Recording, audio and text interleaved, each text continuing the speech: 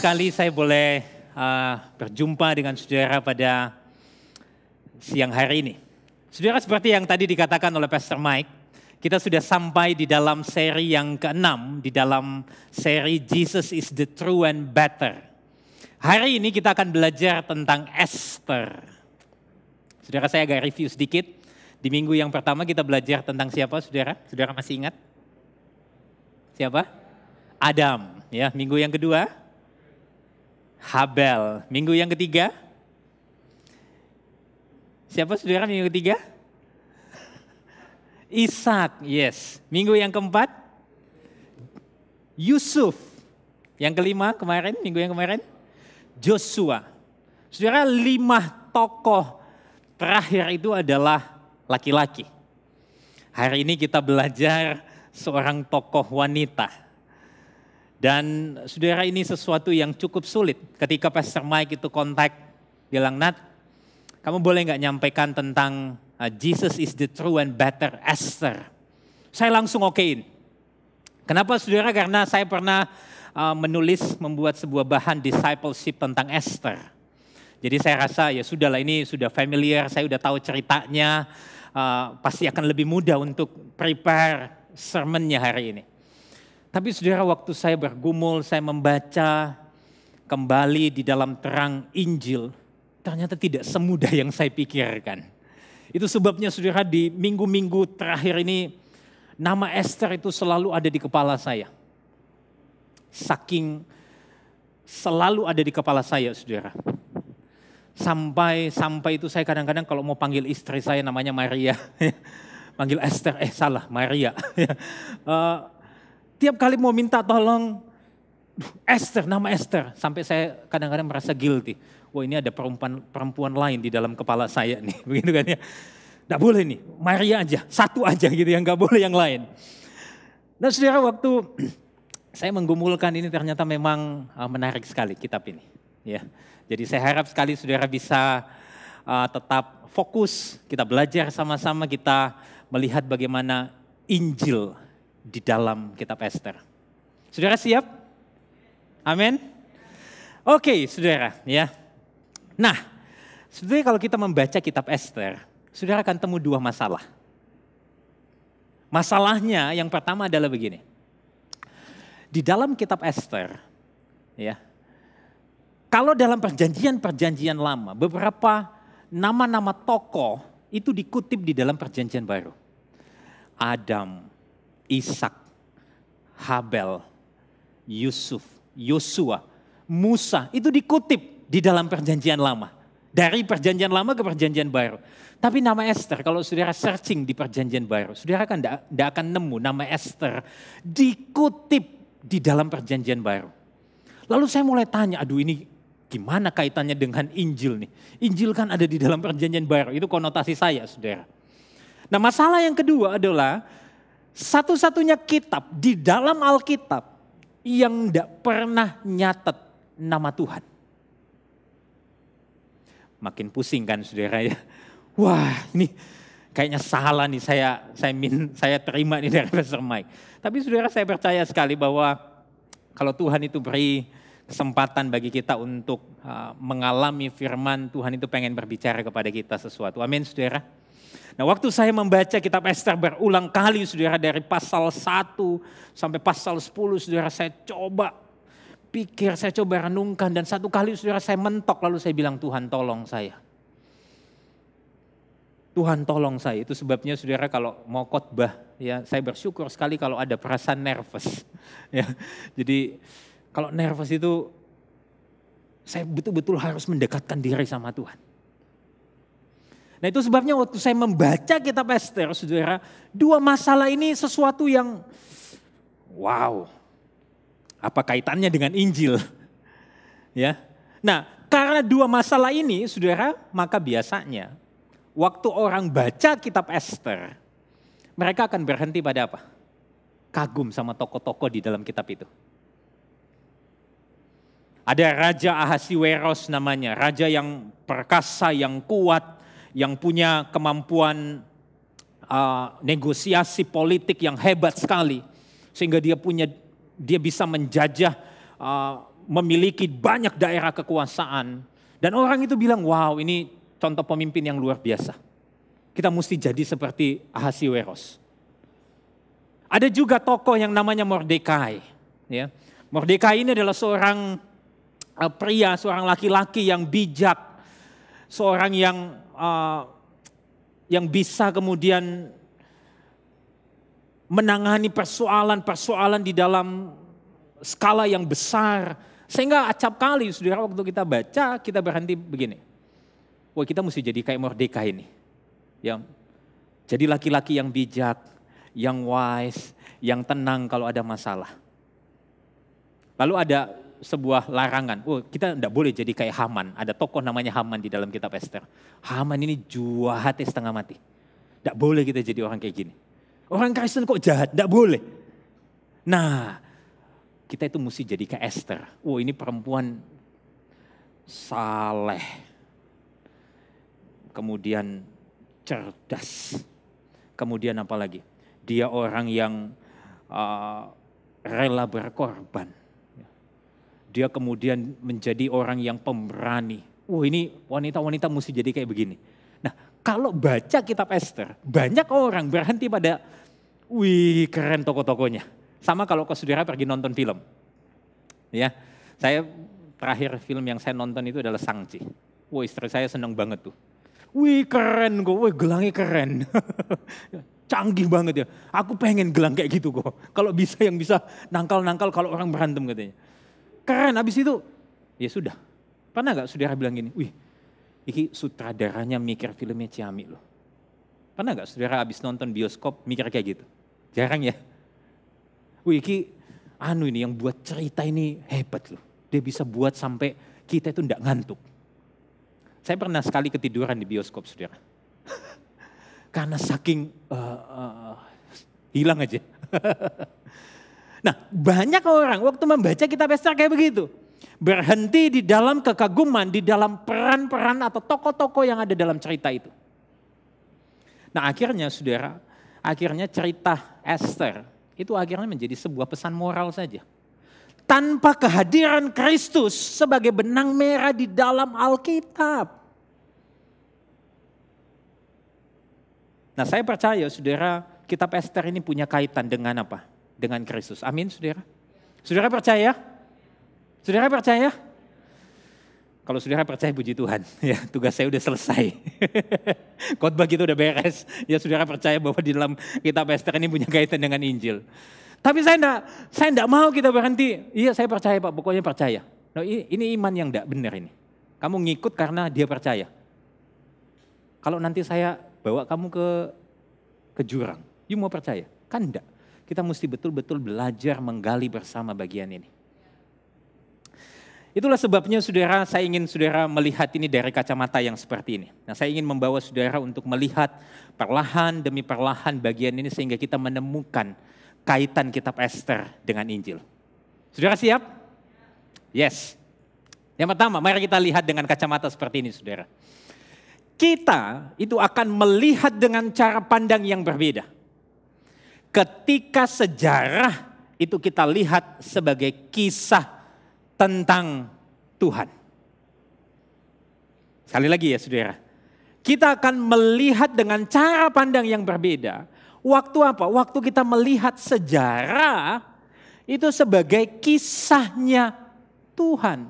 Jadi sekalipun di dalam kitab Ester tidak ada nama Tuhan di situ. Sekalipun di dalam kitab Ester tidak pernah dikutip di dalam perjanjian baru. Kita perlu percaya bahwa ketika bagian ini menjadi bagian daripada kanon. Ada kisah tentang Tuhan di sana. Amin saudara. Waktu bagian ini dimasukkan di dalam Alkitab kita, di dalam kanonisasi. Saya percaya sekali bahwa ada kisah tentang Tuhan di sana.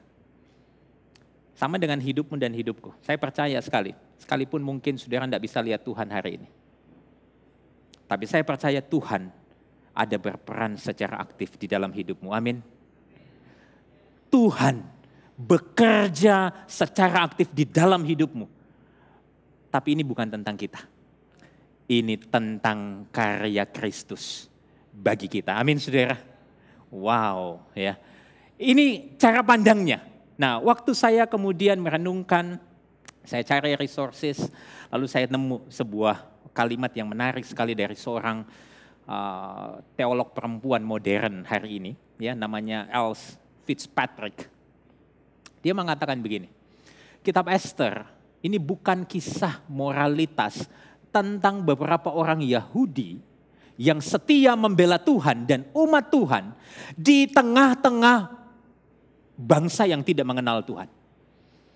Dan lebih mendasar lagi, lebih indah lagi, ini adalah kisah tentang keinginan Tuhan menyatakan kemuliaannya dan menjadikan putranya yaitu Kristus itu menjadi indah di dalam kehidupan orang-orang yang terasing dan lemah. Waktu saya nemu ini, saya loncat senang sekali. Nemu akhirnya koneksinya dengan gospel. Puji Tuhan. Ya. Tapi saya nggak cepat-cepat puas, saudara. Karena apa? Karena saya pengen lihat lagi. Ini makin menarik loh. Jadi saudara, waktu kita membaca Alkitab, harusnya gairah yang seperti itu yang ada. Ini menarik sekali. Sehingga saudara kalau baca Alkitab enggak begitu baca. Banyak orang yang juga bilang ini, kalau mau tidur, wis baca Alkitab. Kan gitu ya. Kalau mau tidur, enak paling cepat itu baca Alkitab. Nah saya rasa kalau kita itu betul-betul mencintai Kristus, waktu kita baca, itu kita baca seperti surat cinta yang diberi kepada kita. Pengen baca berulang-ulang. Nah saudara, waktu saya baca kitab Esther, saya sampai baca berulang kali. Nah, saya ingin saudara lihat gambaran besarnya. Tanya dulu, siapa yang sudah pernah baca kitab Esther? Angkat tangan. Sebagian. Yang belum baca, angkat tangan. Ya. Nah, hari ini saudara, mari kita lihat sama-sama ya. Jadi, kalau saudara pengen nanti pulang baca. Nah, hari ini saya pengen berikan kepada saudara gambaran besarnya dulu kitab Esther. Supaya nanti kita tahu apa kaitannya dengan Injil. Apa kaitannya dengan Injil. Nah, kisahnya itu dimulai dengan cerita begini. Ada seorang namanya Ahasiweros. Ini raja yang sangat kaya. Kalau saudara mau lihat visualisasinya Ahasiweros, saudara mungkin bisa lihat itu di dalam film ini, 300. Saudara pernah nonton film itu? Itu kira-kira tuh. Tinggi besar, ya, terus hitam, gagah. Begitu. Dia duduk di sebuah tahta yang dipikul sama orang banyak begitu, sama pegawai-pegawainya. Dia orang yang sangat powerful. Lalu dikatakan begini, dia itu menguasai 127 daerah. Dari mana?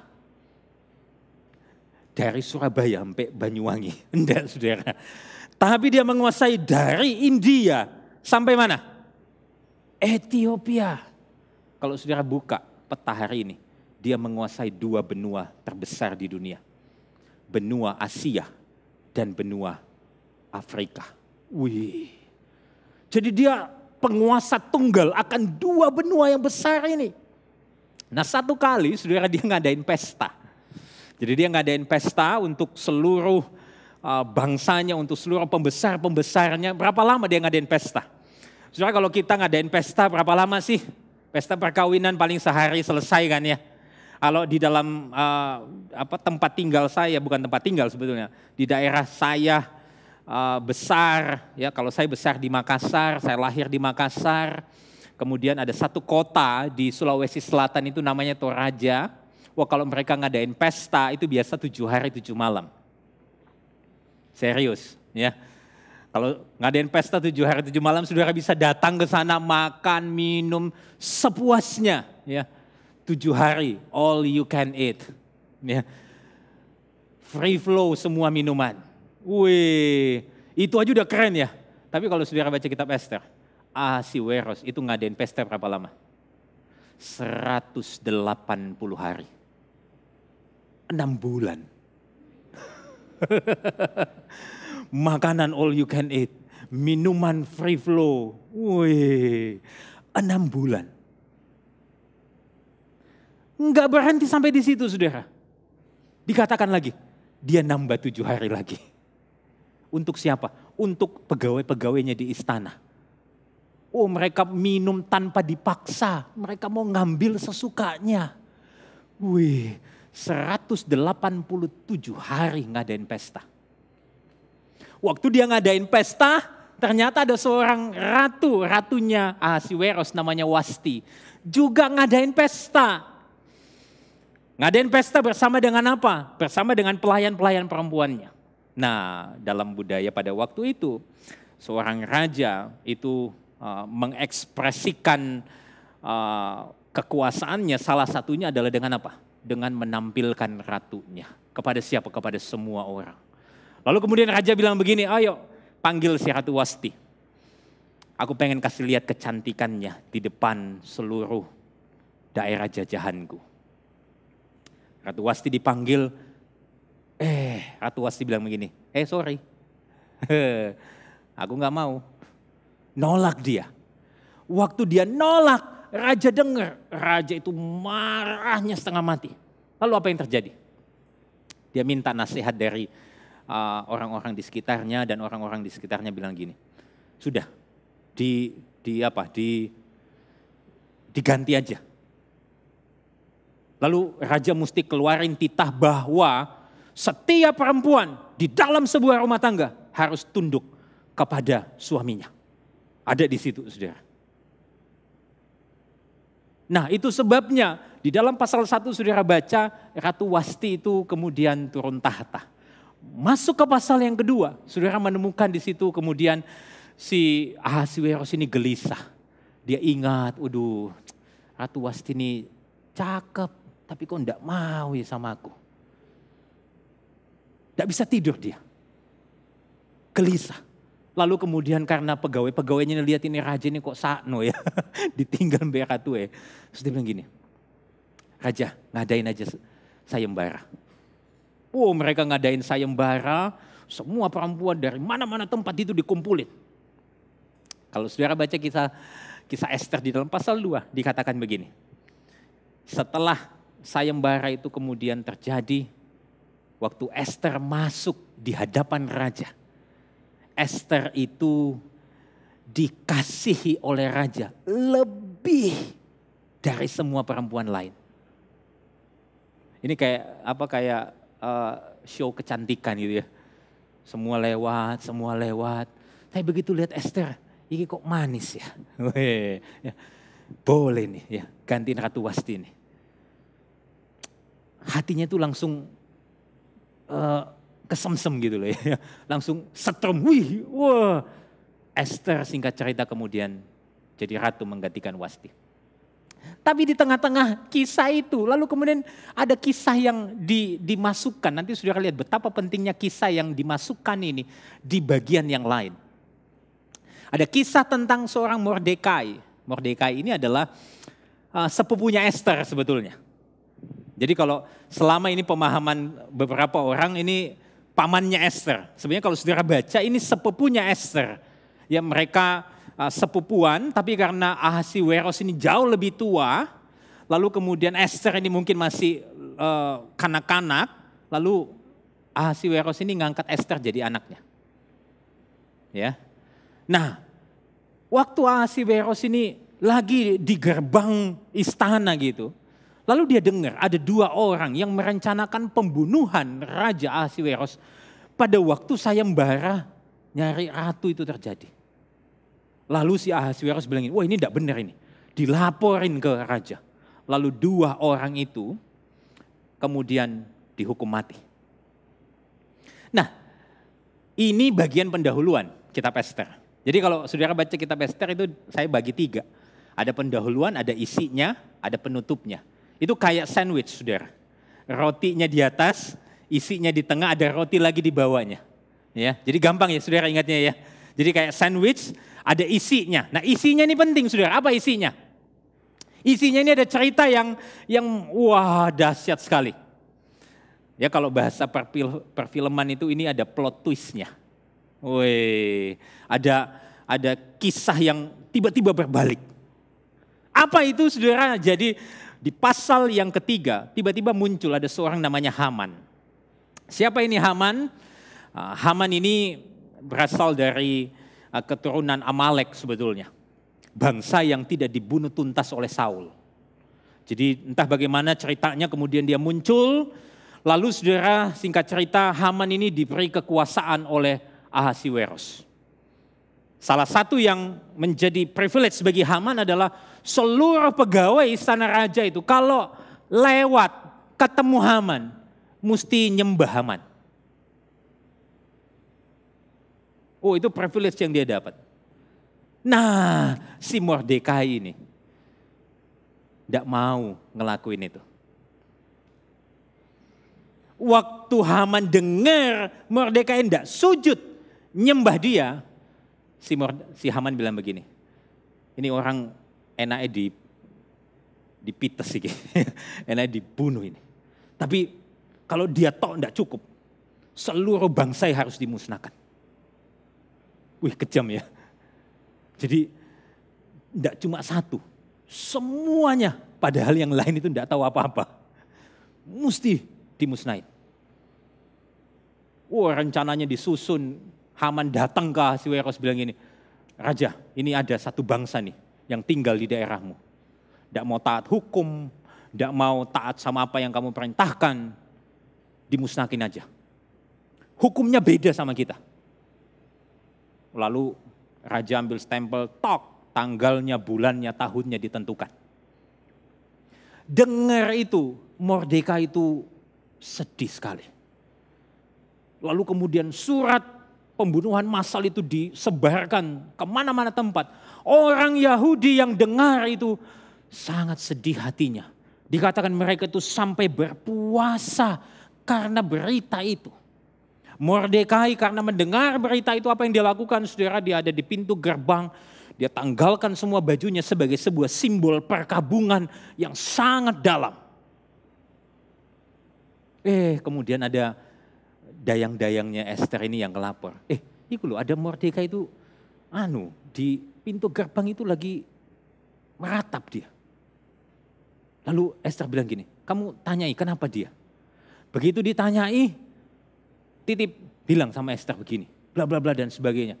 Lalu mereka merencanakan sebuah rencana untuk apa?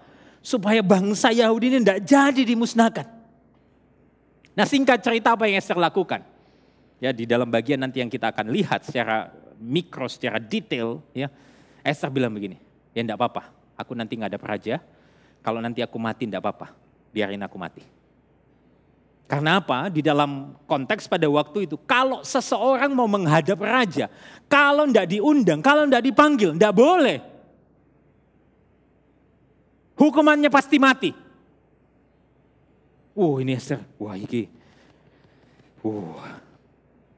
Dakduk. Tapi dia bilang, kalau nanti aku mati enggak apa-apa, biarin aku mati. Dia buat pesta.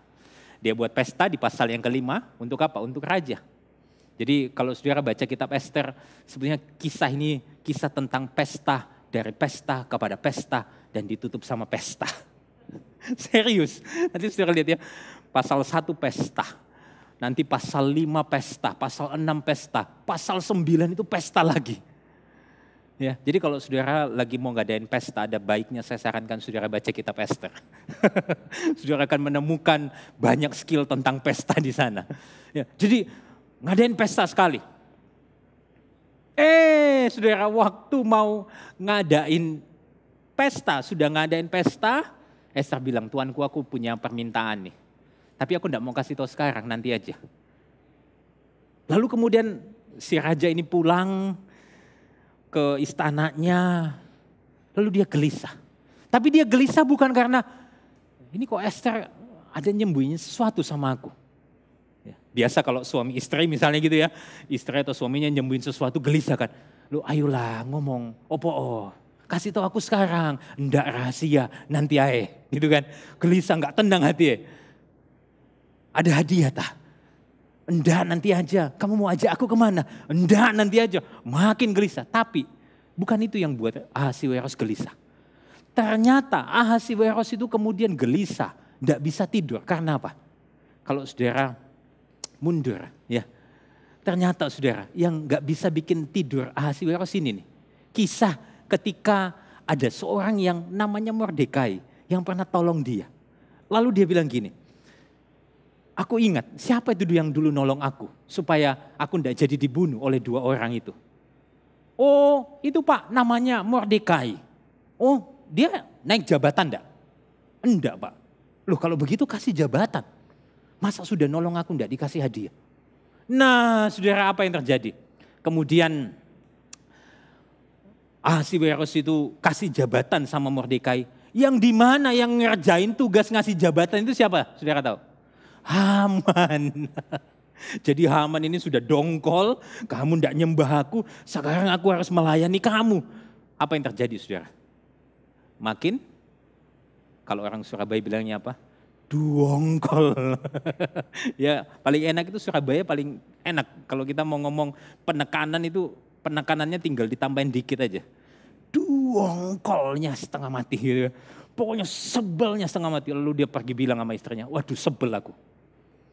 Iki Mordekai yang mau tak bunuh malah dikasih jabatan sama raja. Nah singkat cerita saudara, kemudian Esther ngadain pesta yang kedua. Haman akhirnya dilaporkan oleh Esther karena ikhtiar jahatnya kepada bangsanya Esther. Esther menang, Esther membawa bangsa Yahudi ini lepas dari pembunuhan massal. Lalu apa yang terjadi saudara? Di bagian penutup, pesta lagi. Jadi ada pesta yang namanya Hari Raya Purim. Ya, sampai sekarang di dalam tradisi bangsa Yahudi mereka masih melakukan ini sebagai ingat-ingatan untuk apa? Untuk mengingat tentang kelepasan yang mereka alami. Nah, kata pur itu sebetulnya berasal dari kata undi. Waktu itu waktu mau tetapin tanggal pemusnahannya bangsa Yahudi, dibuang undi. Nah, itu ngingatin mereka. Bukan hanya ngingatin waktu kematian mereka, tapi ngingatin waktu kelepasan mereka. Lalu kemudian Mordekai naik jabatan lagi. Wih, jadi ceritanya kayak begitu. Lalu tanya saudara, Pak kalau gitu apa kaitannya sama Injil? Ini kok enggak ada kayaknya kaitannya. Ini kok enggak ada Tuhan Yesusnya di dalam ini. Gimana caranya nyambunginnya? Nah saudara, apakah saudara masih bersama-sama dengan saya? Ya, saudara kan lihat nih, saya kasih 3 hal supaya saudara bisa melihat bagaimana kitab Esther ini menampilkan karya Kristus yang sempurna. Bukan hanya bagi bangsa Yahudi, tapi bagi engkau dan saya. Amin saudara. Yang pertama, Haman yang berikhtiar mengeksekusi mati seluruh orang Yahudi. Tapi melalui 1 orang Yahudi yaitu Esther. Justru Haman yang dieksekusi mati. Saudara lihat ini plot twist dari kisah ini yang nanti kemudian membawa kita kepada kisah Kristus. Mari kita baca sama-sama saudara bagian ini. Saya baca bagian ini pasal 3 nanti saudara baca pasal yang ke-7 ya. Maka sembah Haman kepada Raja Ahasiweros. Ada suatu bangsa yang hidup tercerai-berai dan terasing di antara bangsa-bangsa di dalam seluruh daerah tuanku. Dan hukum mereka berlainan dengan hukum segala bangsa. Dan hukum raja tidak dilakukan mereka. Sehingga tidak patut bagi mereka membiarkan mereka leluasa. Jika baik pada pemandangan raja, hendaklah dikeluarkan surat titah untuk membinasakan mereka. Sama-sama. Kemudian Haman disulakan pada tiang yang didirikannya untuk Mordekai. Maka surutlah panas hati raja. Haman yang merencanakan untuk mengeksekusi mati seluruh orang Yahudi.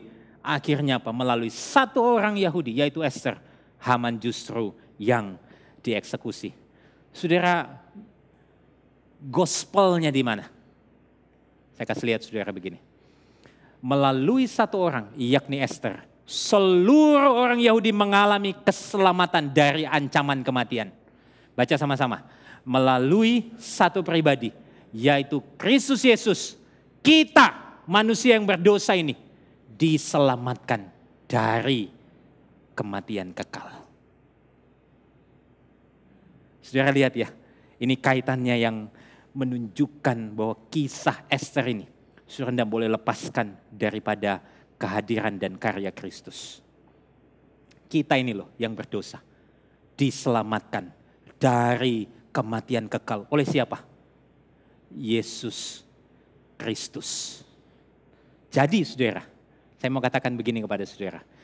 Jesus is the true and better Esther. Oleh karena apa? Oleh karena dia tidak hanya membahayakan nyawanya, tapi apa? Dia memberikan nyawanya untuk menyelamatkan kita yang berdosa ini. Wow. Kristus bukan hanya membahayakan nyawanya, tapi dia memberikan nyawanya bagi kita yang berdosa ini. Amin saudara. Wow. Paulus satu kali berkata demikian, kita baca sama-sama. Siapakah yang akan menggugat orang-orang pilihan Allah? Allah yang membenarkan mereka? Siapakah yang akan menghukum mereka? Kristus Yesus yang telah mati. Bahkan lebih lagi, yang telah bangkit, yang juga duduk di sebelah kanan Allah, yang malah menjadi pembela bagi kita. Saudara, saya ingin saudara bilang sama teman kanan, teman kiri, Kristus menyelamatkanmu. Ayo saudara, Kristus menyelamatkanmu. Kristus menyelamatkan engkau dan saya dari hukuman yang kekal. Wow. Lalu mungkin saudara bilang begini, Pak Nathan, ya saya tahu itu sudah berulang kali dikotbahin di sini Pak. Apa Pak relevansinya? Saudara, relevansi waktu saya bergumul, saya merenungkan bagian ini, saya menemukan sebetulnya 5 sola itu muncul dengan sangat dahsyat di dalam kisah ini. Bagian yang pertama ini ada 2 sola yang muncul. Sola Gratia dan Solus Christus. Mari kita baca sama-sama.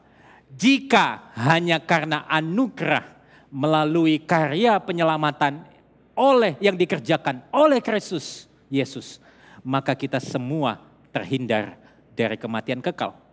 Bagaimana mungkin hidup kita tidak limpah dengan syukur. Ya. Saudara, kalau kita mengucap syukur karena apa sih biasanya? Dapat berkat, ya. Dapat pacar yang ganteng, ya. Pacar yang cantik, mengucap syukur. Apalagi? Sekolah berhasil, apalagi? Tender di perusahaan, kemudian kita menang, wow kita mengucap syukur, apalagi dapat giveaway dari postingan-postingan kita di media sosial, wow senengnya minta ampun. Ya. Bukankah itu ucapan syukur kita seringkali? Tapi hari ini saya mau katakan kepada saudara, sekalipun hidup kita itu tidak dapat berkat-berkat itu, tapi kita punya alasan untuk mengucap syukur. Apa alasannya saudara? Kristus sudah mati untuk engkau dan saya. Dia memberi kehidupan yang kekal bagi engkau dan saya. Amin saudara. Beri kemuliaan bagi Tuhan kita. Wow. Jadi sekalipun pandemi ini kemudian kita hadapi dengan susah, saya percaya umat Tuhan akan selalu bersyukur. Karena apa? Karena ada satu fondasi yang sudah diberikan dalam hidup kita. Yaitu apa? Karya keselamatan dari kematian kekal yang sudah Kristus kerjakan buat engkau dan saya. Ini yang pertama. Yang kedua saudara, kalau kitab Esther sebetulnya kita perlu baca itu bukan sekedar oh ini si Haman yang jahat pengen musnahin bangsa Yahudi. Tapi apa saudara? Kita perlu baca itu dengan kacamata bahwa ini adalah upaya si jahat untuk menghentikan rencana keselamatan yang sudah Allah kerjakan melalui kehadirannya Kristus. Bagaimana kita bisa melihat kacamata ini saudara? Satu kali saudara, saya percaya ini bukan sebuah kebetulan. Saya sedang merenungkan kitab Wahyu beberapa waktu ini dan setiap saya merenungkan itu saya posting di Instagram saya. Dan satu kali waktu saya baca kitab Wahyu pasal yang ke-12, seorang penafsir yang namanya David Platt, dia itu kemudian memunculkan sebuah tafsiran yang bagi saya itu menarik sekali. Dia mengatakan begini, sejak deklarasi Tuhan di dalam Kejadian 3:15. Saudara tahu Kejadian 3:15 itu apa? Tuhan menghukum si ular. Lalu dia berkata, keturunan perempuan ini akan meremukkan kepalamu dan engkau akan menggigit tumitnya. Ya. Ini adalah proto-evangelium, Injil yang pertama sebetulnya di dalam kitab Kejadian. Sejak itu dia katakan apa? Iblis itu selalu berusaha membunuh anak laki-laki yang akan datang di dalam dunia ini. Siapa? Dia menggerakkan Kain untuk membunuh Habel. Itu jelas sekali di dalam 1 Yohanes 3 ayat yang ke-12. Dia menggerakkan Firaun untuk apa? Membunuh bayi laki-laki dalam Keluaran pasal yang pertama. Dia juga menggerakkan Saul untuk membunuh Daud. Dia menggerakkan seorang ratu namanya Atalia untuk menghancurkan semua ahli waris dari keturunan Yehuda. Nanti saudara bisa baca ayatnya di rumah. Dia menggerakkan Haman untuk merencanakan pembunuhan massal terhadap seluruh orang Yahudi. Yang terakhir apa? Dia menggerakkan Herodes untuk membunuh siapa? Yesus. Jadi waktu kita membaca kitab Ester, kita harus membaca ini dari kacamata, wow, ini tentang si jahat yang selalu berencana untuk apa? Menggagalkan rencana keselamatan melalui kehadiran Kristus. Jadi saudara bisa mulai nangkep ya, ini kisah Ester yang wow, very gospel center. Ini tentang Kristus. Saudara, ada good news bagi kita. Good newsnya apa saudara? Rencana si jahat itu selalu gagal. Amin. Kemenangan selalu ada di pihak siapa? Sang anak laki-laki, yaitu Kristus. Wow, ini good news bagi kita. Beri kemuliaan bagi Tuhan. Saudara, ini good news bagi kita. Satu kali Rasul Paulus pernah berkata begini. Mari kita baca sama-sama. Hai maut, di manakah kemenanganmu? Hai maut, di manakah sengatmu? Sengat maut ialah dosa, dan kuasa dosa ialah hukum Taurat. Dengan yakin sama-sama kita baca bagian ini, ayat 57 1 Korintus 15. Tetapi syukur kepada Allah yang telah memberikan kepada kita apa? Kemenangan oleh Yesus Kristus Tuhan kita. Yes. Saudara, kita punya jaminan kemenangan ketika berhadapan dengan si jahat. Tapi bukan karena kita. Karena siapa? Karena karya Kristus yang sudah mengalahkan kematian. Dia bangkit, dia naik ke surga, dan dia akan datang kembali untuk menjemput kita sekalian. Amin saudara. Wow. Jadi, saya mau katakan kepada saudara begini. Jesus is the true and better Esther. Oleh karena apa? Oleh karena dia tidak hanya memberi kelepasan umat dari ancaman kematian oleh si jahat, tetapi dia menjamin kemenangan kita atas kuasa si jahat di dalam dunia ini. Wow. Dia memberi jaminan kemenangan bagi kita melawan kuasa si jahat. Tanya apa relevansinya bagi kita? Saudara, saya mengutip sebuah kalimat yang dikatakan oleh Stephen Lawson. Dalam sebuah buku yang ditulis oleh orang lain, dia memberikan sebuah pengantar begini. Kehidupan kekristenan ini bukanlah taman bermain. Sebaliknya, ini adalah medan peperangan rohani. Semakin dekat kita mengikut Tuhan Yesus Kristus, semakin kita maju ke garis depan peperangan itu. Saudara, saya pernah punya pengalaman, saudara, saya minta kesabaran sama Tuhan. Saya bilang, Tuhan beri aku kesabaran hari ini. Tapi begitu keluar dari parkiran rumah, saudara, mobil lagi mundur, tiba-tiba ada motor, diar. Tuhan, aku baru minta sabar ini. Tuhan wes kasih, ya wes, tak biarno. Di jalan, saudara, tiba-tiba disalib orang, set. Wih, makin muangkel, saudara. Tuhan, 2 kali, ya. Begitu mau masuk parkiran di mall, tiba-tiba diserobot orang, set.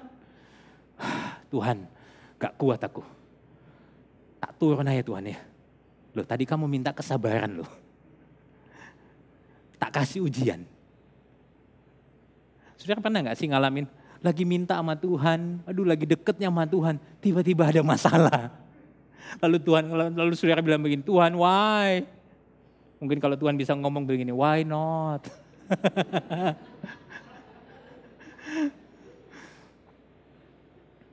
Saudara, kehidupan kita ini adalah spiritual battle. Kehidupan kita ini adalah peperangan rohani. Tapi ada janji kemenangan bagi saudara, amin. Ketika saudara berhadapan dengan dosa, saudara bisa berkata tidak kepada dosa. Karena apa? Karena Kristus sudah menjamin kemenanganmu atas kuasa si jahat. Beri kemuliaan bagi Tuhan, saudara. Wow. Saudara, itu sebabnya ya, saya munculkan dua sola yang lain. Karena Kristus sudah menjamin kemenangan kita atas kuasa si jahat, maka kita hanya perlu bersandar di dalam iman. Sola fide. Pada apa? Kekuatan kita? Bukan. Pada kekuatannya setiap hari. Dan memperlengkapi diri kita dengan senjata rohani. Yang siapa? Yang daripada Allah. Allah sudah berikan buat kita. Sebagaimana yang dinyatakan di dalam firman Tuhan. Sola Scriptura. Rasul Paulus di dalam Efesus, saudara, pasal yang ke-6 ayat 10 sampai 18. Saya harap nanti saudara bisa pulang, bisa baca bagian ini. Tapi saya ingin highlight ayat yang ke-10. Dikatakan, akhirnya hendaklah kamu kuat di dalam Tuhan.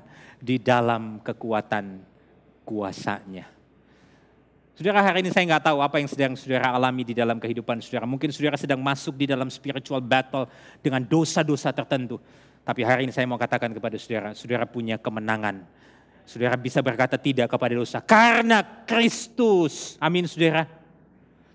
Itu sebabnya mari saudara kita perlengkapi diri kita dengan senjata-senjata yang sudah Tuhan berikan kepada kita. Ini yang kedua, saudara. Yang ketiga. Ya. Esther, kalau Esther itu menyelamatkan umat Tuhan yang tersebar di satu bangsa dalam satu generasi. Dan umat Tuhan itu terhindar dari kematian kekal karena Esther mengidentifikasi diri dengan mereka. Saudara lihat tadi bagian yang saya katakan di dalam Esther 4 ayat 16. Mari sama-sama kita baca. Pergilah, kumpulkanlah semua orang Yahudi yang terdapat di Susan dan berpuasalah untuk aku. Janganlah makan dan janganlah minum 3 hari lamanya, baik waktu malam, baik waktu siang. Aku serta dayang-dayangku pun akan berpuasa demikian. Dan kemudian aku akan masuk menghadap raja. Sungguh pun berlawan dengan undang-undang. Mari kita baca. Kalau terpaksa aku mati, biarlah aku mati. Esther mengidentifikasi dirinya dengan seluruh orang Yahudi yang akan dimusnahkan. Saudara, di mana korelasinya? Saudara, saya pengen bilang begini. Jesus is the true and better Esther. Oleh karena apa? Oleh karena dia mengidentifikasikan dirinya dengan kita. Sehingga kita ini terhindar dari kematian kekal. Dan melampaui apa yang dilakukan Esther. Yesus bukan hanya menyelamatkan satu bangsa. Tapi dia menyelamatkan umat Tuhan dari setiap bangsa. Di setiap generasi. Wow. Saudara, waktu saya baca apa yang dikatakan Rasul Paulus dalam Galatia 3. Dia mengatakan begini. Sebab kamu semua adalah anak-anak Allah karena iman di dalam Kristus Yesus. Karena kamu semua yang dibaptis di dalam Kristus telah mengenakan Kristus. Ayat 28, mari bersama baca. Dalam hal ini tidak ada orang Yahudi atau orang Yunani. Tidak ada hamba atau orang merdeka. Tidak ada laki-laki atau perempuan.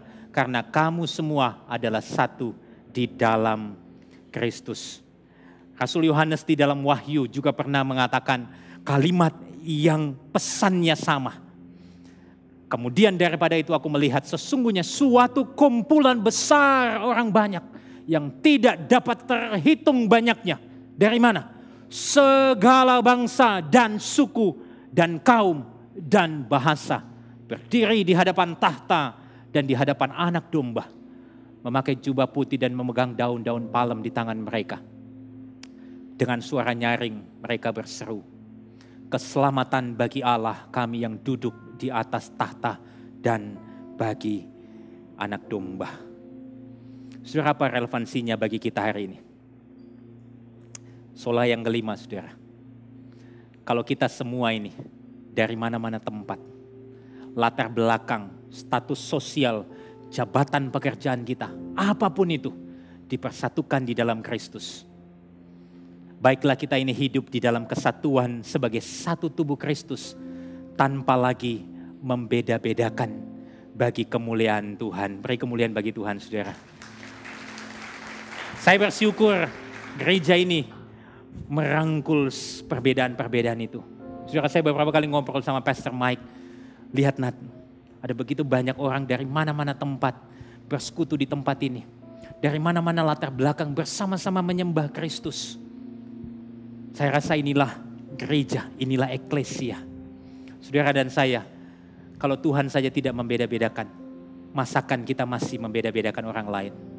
Hari ini saudara, ketika kita melihat kitab Esther, saudara menyaksikan kalau Esther itu menyelamatkan satu bangsa dari satu generasi. Kristus menyelamatkan kita umat Tuhan dari mana-mana tempat di setiap generasi. Untuk apa? Supaya kita datang menyembah bagi kemuliaannya. Saudara, kalau Esther takut menghadap raja, hari ini saudara, ketika kita datang di dalam perjamuan kudus, menghadap Bapa, kita tidak perlu lagi takut. Karena apa? Kristus sudah menjadi pengantara kita. Kita bisa memanggil Allah kita itu Bapa. Kita bisa datang menghampiri tahta Tuhan tanpa lagi dengan takut. Dia Allah yang penuh dengan kasih karunia. Siap memeluk saudara dan saya. Apapun ketakutanmu, saudara bisa datang kepadanya setiap waktu. Meminta pertolongannya. Amin saudara. Satu ayat terakhir saudara, mari kita baca bersama bagian ini. Ibrani 4 ayat 14-16. Karena kita sekarang mempunyai imam besar agung yang telah melintasi semua langit, yaitu Yesus anak Allah. Baiklah kita teguh berpegang pada pengakuan iman kita. Sebab imam besar yang kita punya bukanlah imam besar yang tidak dapat turut merasakan kelemahan-kelemahan kita. Sebaliknya sama dengan kita, ia telah dicobai hanya tidak berbuat dosa. Sebab itu marilah kita dengan penuh keberanian menghampiri tahta kasih karunia. Supaya kita menerima rahmat dan menemukan kasih karunia untuk mendapat pertolongan kita pada waktunya. Saudara bersyukur hari ini kita bisa melihat kehadiran Kristus di dalam kitab Esther. Bersyukur karena karya Kristus kita mengalami kehidupan yang kekal. Bersyukur karena Kristus kita bisa berkata tidak kepada dosa. Bersyukur kepada Kristus karena engkau dan saya dari mana-mana tempat diselamatkan untuk menyembah Dia. Hari ini bersyukur karena kita bisa masuk semeja perjamuan dengan Allah karena Kristus. Biarlah hati kita selalu melekat kepada Kristus. Mata kita selalu berfokus tertuju kepada Kristus. Telinga kita mau dengar-dengaran kepada Dia. Dan saya percaya saudara, saudara boleh mengalami perjalanan iman bersama dengan Kristus dan mengalami kemenangan-kemenangan iman bersama Dia. Amin saudara. Amin. Mari kita berdoa saudara.